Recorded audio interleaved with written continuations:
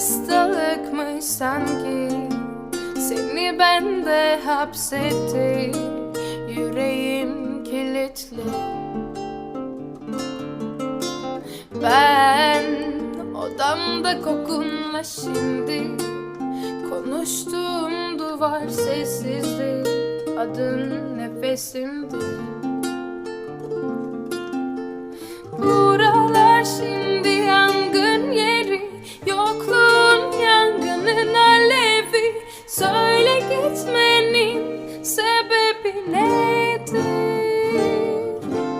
Buralar şimdi yangın yeri, yokluğun yangının alevi. Söyle gitmenin sebebi nedir?